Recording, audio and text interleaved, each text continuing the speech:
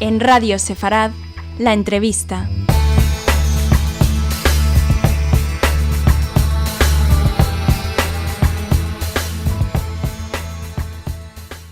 Hola oyentes de Radio Sefarad, hoy tenemos el gusto de tener en el estudio de Radio Sefarad en persona al abogado Ignacio Wenley. ¿Qué tal, Ignacio? Muy bien, Jorge. Bueno, te hemos llamado, hemos aprovechado mejor que estabas en Madrid, porque tú generalmente vives en Castellón. Sí.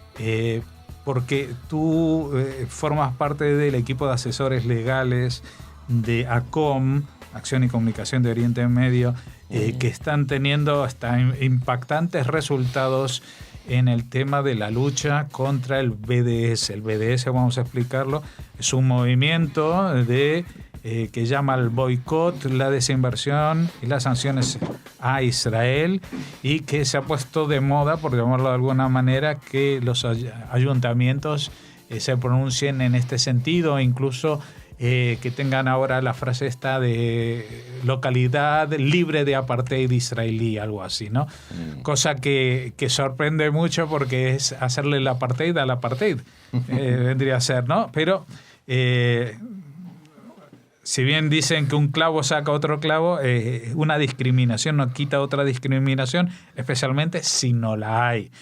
Entonces queríamos preguntarte sobre los aspectos legales, porque digamos, los resultados son tan contundentes. Hemos visto ayuntamientos, no solamente de pequeñas localidades, sino de grandes ciudades, que han tenido que recular porque los servicios jurídicos pues les han dicho, pues lo que ustedes están haciendo es ilegal y hasta inconstitucional, ¿no? Quería preguntarte sobre el tema. Sí, es inconstitucional y es ilegal por una variedad de motivos.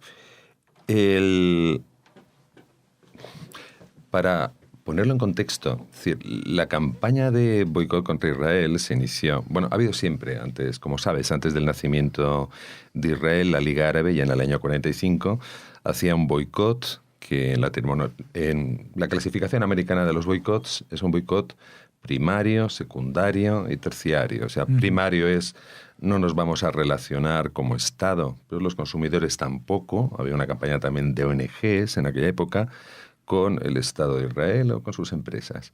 El secundario es nuestras empresas no van a relacionarse con las que están en el primer nivel de objetivos, que es Israel, sus instituciones, sus empresas, sus comerciantes. Y el terciario es no nos vamos a relacionar con cualquiera que tenga incluso relaciones con empresas que a su vez las tengan con Israel. Entonces el alcance es enorme. Uh-huh.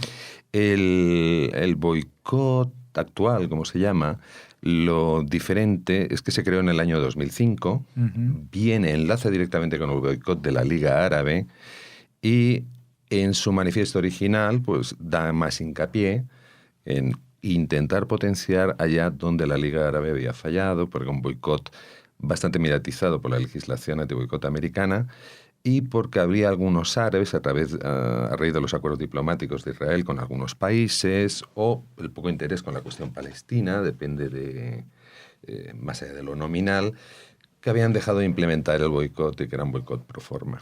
Entonces, cuando lo lanzaron en la primera manifestación propiamente del boicot, de la campaña de boicot, dijeron que era una llamada al boicot por parte, que en inglés lo que dicen grassroots, ¿no?, de la sociedad civil, ¿no? Pero realmente es una campaña política en la que se inició pues dirigiéndose no solamente contra Israel, sino contra actividades culturales de Israel, especialmente las que, por ejemplo, participan pues árabes, israelíes o no, intentando demostrar que la paz es posible. O incluso contra los simpatizantes, por lo menos públicamente, de Israel y de los judíos. Incluso, según dice los objetivos de la campaña de boicot, contra los que puedan ser percibidos como tales. Entonces el alcance es formidable, ¿sabes? Prácticamente cualquiera que conteste, incluso los tibios. Uh-huh. Entonces lo llamativo es, dentro del equipo de abogados de este grupo de Madrid, de ACOM, pues a mí me encargaron el primer caso de boicot municipales contra el que ellos querían ver algún tipo de acción legal, y lo bueno es que me dieron completa libertad para diseñar la estrategia, implementarla y básicamente pues en esto he podido hacerlo yo totalmente solo. ¿Qué ayuntamiento fue? Primero fue el de... Bueno, había habido antes, pero el primer importante durante 2015 fue el Ayuntamiento de Santiago. Hubo un intento en el Ayuntamiento de Córdoba que fracasó. Fue ya después de las últimas elecciones municipales. Exactamente. O sea, el ayuntamiento que ahora está en manos de las mareas. Exactamente. El ayuntamiento el alcalde creo que era del Bloque Nacionalista Gallego, pero creo que actúa en coalición con lo que en Galicia llaman mareas. ¿Sí? Uh-huh. Es una mayoría de izquierdas apoyada con el Partido Socialista, aunque hay que decir que el Partido Socialista en muchos otros ayuntamientos pues ha sido pues instrumental para que no triunfara el boicot, decisiones de boicot. Entonces, bueno, hasta la actualidad se han conseguido 6 sentencias y 8 órdenes paralizando la eficacia del boicot por ser discriminatorio. Lo importante es que por diseño los argumentos legales se pueden aplicar a España y a cualquier país de la Unión Europea. Y además tampoco obstan, a por lo menos las ideas, a ser trasladables a Sudamérica, América Latina, Estados Unidos. Porque se basan en unos principios muy generales, ¿no? Se basa en principios que están en los tratados internacionales de derechos humanos, tratados internacionales sobre el libre acceso a la contratación pública y también en directivas, normas europeas que tienen que ser adaptadas a la legislación de cada Estado miembro contra la discriminación y sobre el libre acceso, pues eso, a los contratos públicos. Uh-huh. Bueno, el tema del boicot, ahora estábamos hablando de los ayuntamientos, pero incluso el tema ha tenido un alcance tan importante que hace poco, creo que fue hace un año, hubo una sentencia que condenaba al gobierno español a pagar una indemnización a una universidad, la Universidad de Ariel, porque la sacaron de un concurso porque esa universidad está situada en los territorios en disputa, y por eso mismo la eliminaron de un concurso que era un concurso, no me acuerdo, pero que no tenía nada que ver con nada político. Era una cuestión de ecología o no sé qué. Y el tema es que el propio gobierno de España cometió esa falta y por eso nosotros los españoles estamos pagando de nuestros bolsillos acciones tan imprudentes como estas. Tuvo que resarcir unas indemnizaciones y en el caso de los ayuntamientos pues es solamente una cuestión jurídica o hay algún tipo de penalización aparte de paralizar esta iniciativa. Sí, el caso que comentas de la Universidad de Ariel, ese lo recuerdo, pero eso lo llevó Haila Shie, que es una abogada hebrea que trabaja en Madrid, en el despacho de Cremades. En este caso, como decías, participó la universidad en un proyecto patrocinado por el Departamento de Estado, pero organizado por la Unión Europea, y aquí creo que por una universidad de Madrid, que ya quizás fuera la Complutense, sobre proyectos de viviendas sostenibles. Después de haber realizado los proyectos y estar bien avanzado el concurso, pues Asuntos Exteriores hizo influencias, como se reveló durante el juicio, y supuestamente por infringir las normas de política exterior de la Unión Europea, al estar Ariel en lo que ellos llaman territorios ocupados, la sacaron del concurso. Entonces Haila consiguió reclamar, aunque había pasado el plazo para hacer una reclamación formal, pero dado que era una nulidad absoluta, consiguió abrir un proceso y que indemnizaran con 100.000 euros, creo recordar, a la Universidad de Ariel. No, pero ese principio fue un acto evidente de discriminación, con unas alegaciones a unas normas de política exterior europeas que sencillamente no existen. Eso es como hablar de Narnia. Sin embargo, el tema de los ayuntamientos es una fase más avanzada del boicot, que el boicot originalmente siempre había querido ser institucional. Aquí creo que se ha conseguido en 3 pequeñas localidades inglesas, en Reykjavik, y luego en España ya hay más de 50 ayuntamientos. Aquí se está atacando el principio de un lenguaje de agitación, de discriminación contra Israel, depende del ayuntamiento, con empresas que comercien con Israel o tengan una relación a lo mejor de segundo grado, de tercero, cuando a veces no tenemos ni siquiera actos concretos de aplicación del boicot. En algunos casos hay actos preparatorios de la ejecución. Entonces, lo que estamos consiguiendo es que se decida que ese tipo de declaraciones afectan al derecho, a la obligación de la administración de ser neutral políticamente, y además afectan a la libertad de expresión, al derecho a no ser discriminados de todas las personas que caen contra el ámbito de aplicación del boicot. Es decir, en algunas formulaciones te dicen que el ayuntamiento no fomentará ese tipo de contratos o los prohibirá, contratos comerciales, convenios culturales con empresas que no respeten los derechos humanos en Palestina. Bueno, las personas particulares no tienen por qué respetar o no los derechos humanos, es un tema para organizaciones internacionales y estados. Pero ese tipo de políticas exigen interpelar o pedir cuestionarios sobre cuáles son tus simpatías o tus opiniones sobre tus ideas, ¿no? Sobre una cuestión que no es de aquí. ¿Qué es lo que pasó? Está prohibido por la Constitución ni siquiera interrogarte sobre que tú quisieras dar la información sobre tu religión, ideas, convicciones, como sabes. Bueno, esto es lo que le pasó, discúlpame, al cantante norteamericano Matisiau el año pasado en el Festival de Rototom, que Exacto. por él ser judío le pasaron un cuestionario cómo se pronunciaba respecto al conflicto israelo-palestino o algo así. Le pidieron que hiciera una declaración en contra de las políticas, ya en un lenguaje, genocidas, bárbaras, en contra de los derechos humanos del gobierno de Israel. Entonces él, pues claro, no contestó, se sintió ofendido de que le pusieran en esa situación y con ese lenguaje, y entonces al no haber querido colaborar en ese auto de fe, pues le prohibieron su participación, le retiraron la invitación y luego, como sabes, sí, debido pues al escándalo, en la presión internacional, al trabajo que se hizo desde Madrid, pues se le volvió a invitar. Sí, sí. Así es pero lo mismo. Es que es una situación realmente escandalosa porque digamos que en este mismo festival o en cualquier otro, si viene un artista de Siria, nadie le va a preguntar si está con las fuerzas, y eso que hay una guerra, que no es un pronunciamiento político. ¿Usted que está con los terroristas, con el presidente o con qué fuerza se identifica? Nadie le va a preguntar eso, ¿no? Sí, y luego, de verdad, porque usted tiene un amigo con el que se ha relacionado que pensamos que es del bando contrario.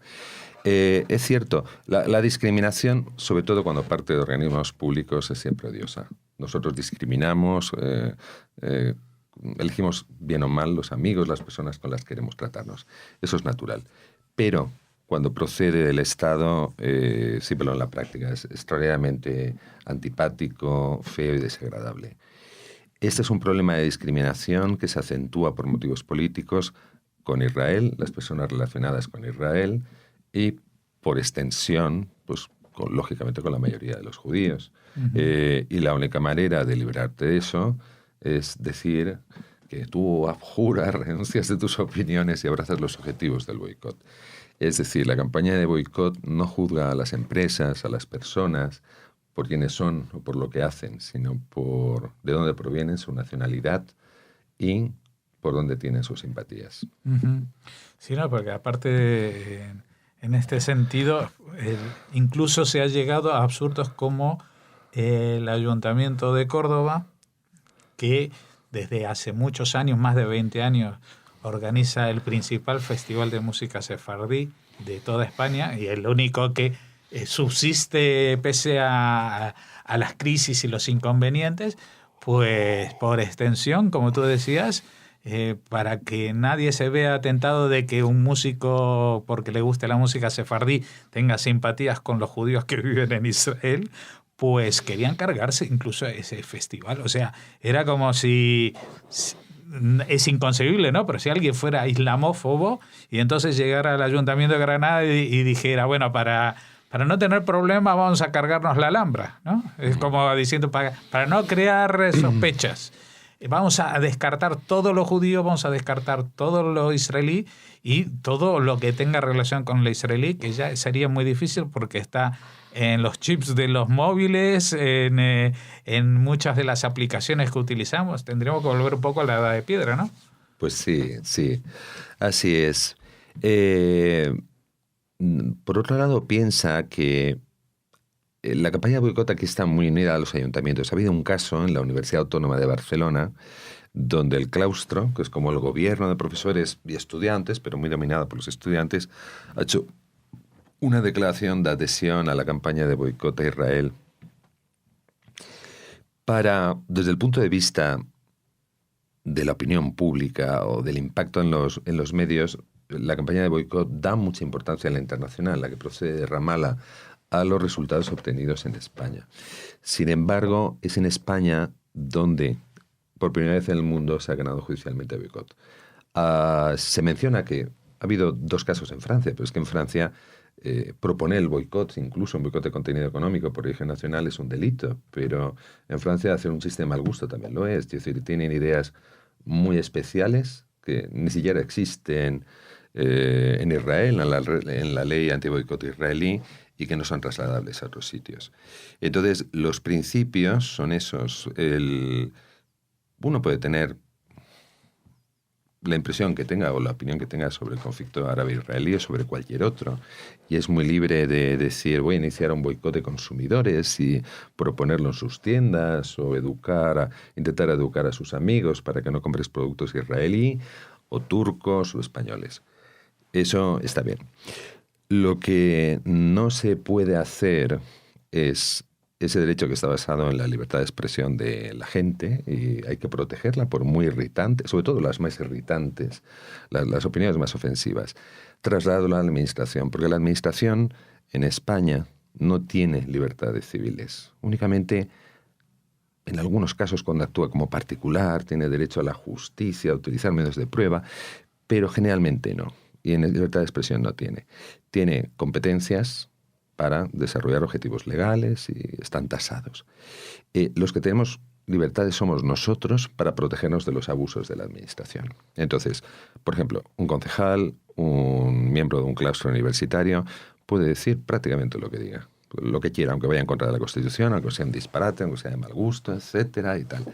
Pero al formalizar la decisión, esa libertad de expresión se disipa, ya no existe, y lo que existe es un acto administrativo, ¿sabes? También en los claustros. O un acto a veces político, pero los actos políticos pueden ser sometidos a los tribunales.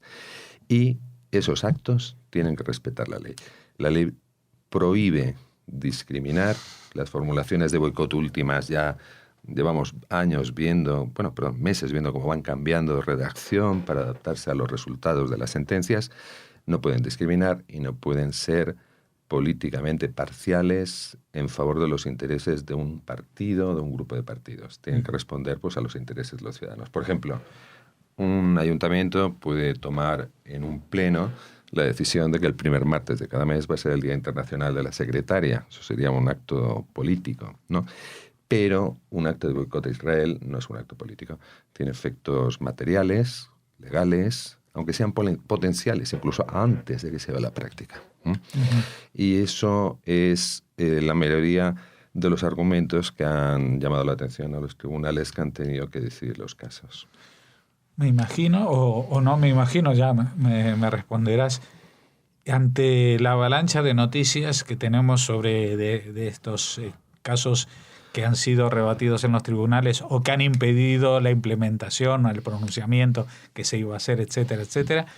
¿Habéis recibido llamadas de colegas de otros países para ver justamente cómo habéis hecho? Porque este problema del BDS no es un problema español, es un problema internacional que, como tú dices, bueno, en Francia y en Inglaterra creo que se han pronunciado que es totalmente ilegal, o no sé, eso es el concepto que tenía, pero sé de otros países, por ejemplo, tenemos noticias que en Chile tienen muchísimos problemas y no sé si, yo siempre le digo, hablen con los abogados de España porque me parece que... Están empezando, tengo entendido, sí, en Chile. La iniciativa ha sido totalmente española y aquí, como sabéis, es una comunidad pequeña, pero que, como dicen los americanos, golpea por encima de su categoría de peso para muchas cosas.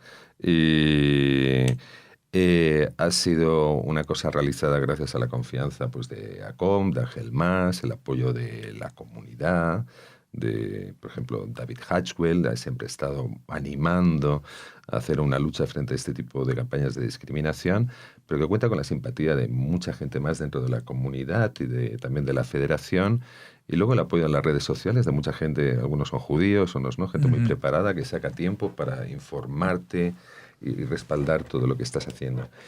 Poco después de ponerlo, sí que hemos recibido, yo por lo menos puedo hablar de lo mío, pues interés de compañeros en Jerusalén, en Francia también, en Inglaterra. En Inglaterra lograron acabar con el apoyo de los ayuntamientos a campañas internacionales de boicot debido a las implicaciones que eso tiene con los tratados del libre comercio, en una formulación muy inglesa, muy inteligente, técnicamente muy buena, que está en vigor desde febrero del año pasado y que pienso que sería un modelo para España y para el resto de la Unión Europea. Y últimamente pues también estamos en contacto con varios abogados americanos, por ejemplo Robert Marcus, Eugene Kontorovich, bueno, él está ahora en Jerusalén, que están actuando como asesores contra el segundo proceso judicial contra el BDS que se está llevando en el Estado, en un tribunal federal de Washington. También hay otros grupos americanos que están interesados en apoyar las acciones legales y respaldarlas para continuar, para que se puedan hacer en el tiempo.